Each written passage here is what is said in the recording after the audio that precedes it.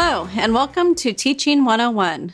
I'm Signe Cook, and I teach 5th grade in Great Bend. I'm going to talk to you about teaching English language learners. Before we get started, I want to tell you how important you are to all students in your classroom. You are the one that makes every student in the classroom feel special and a part of your family. Your classroom family will include students that have different learning abilities, socioeconomic status, and those who come from various cultural backgrounds. But what do you do when you have a student with no or limited English proficiency? First, you do what you would with any student.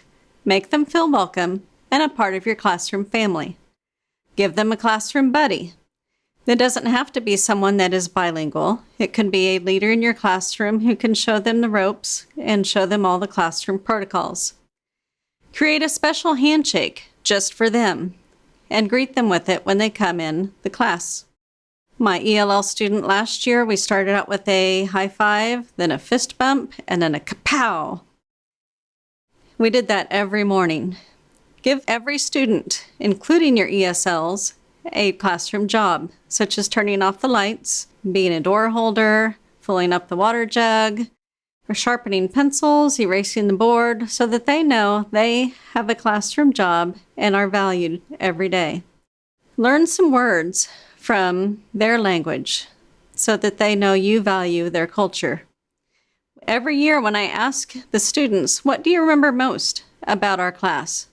They talk about the things that we did as a classroom family, never about a math concept or a reading lesson.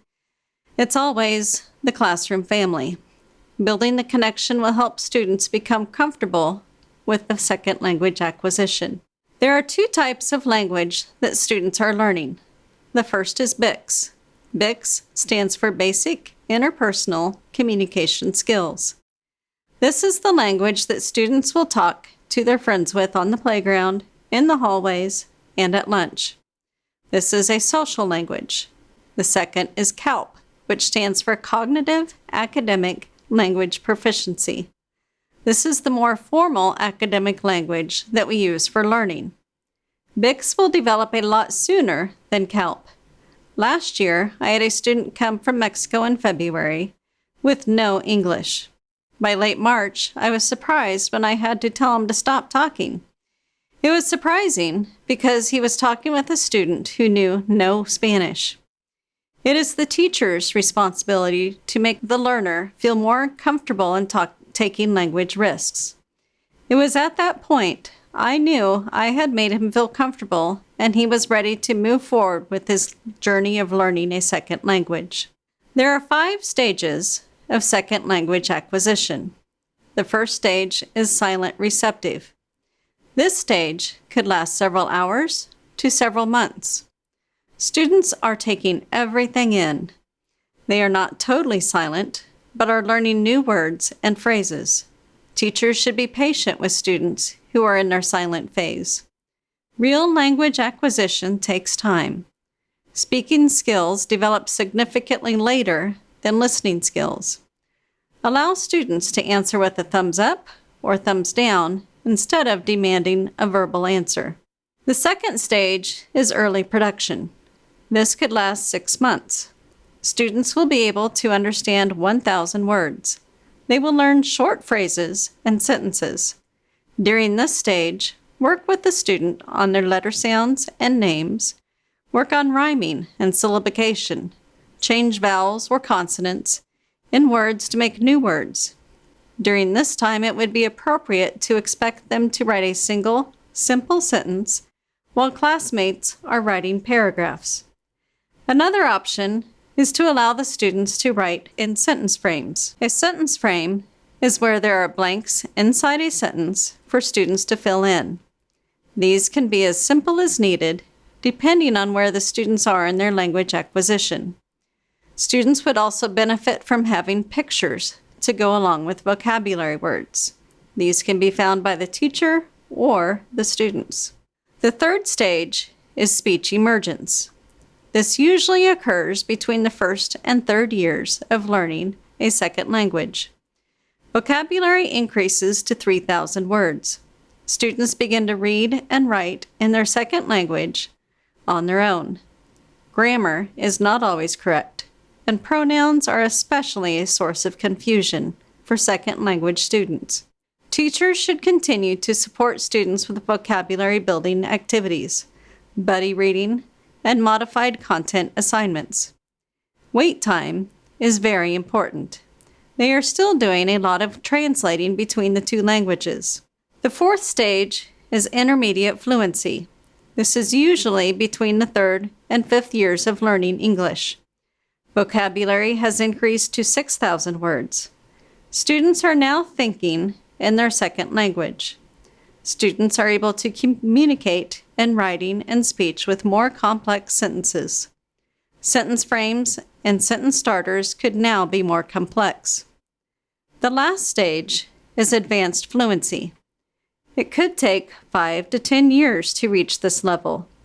Students are able to perform on grade level, applying the complex language in speaking, listening, reading, and writing. Students may still need help with grammar, comprehension, and vocabulary. Hi everyone, Tom Vance here from Kansas State University. I have a question. Are you ready to change careers and transform lives? Or perhaps you've looked into becoming a teacher only to find significant obstacles of time, money, and inconvenience. The Master of Arts in Teaching program is a powerful, fully accredited online program that is ranked in the top 20 by U.S. News & World Report. The fully online MAT program not only earns you a teaching license in your home state, but also a master's degree at the same time, all from your home and in just 12 months. We invite you to join hundreds of professionals from around the globe who have chosen K-State's MAT. Please check out more information about our award-winning program, including our new residency programs, by visiting the website below. Thank you. What are some strategies you could use to help ESL students?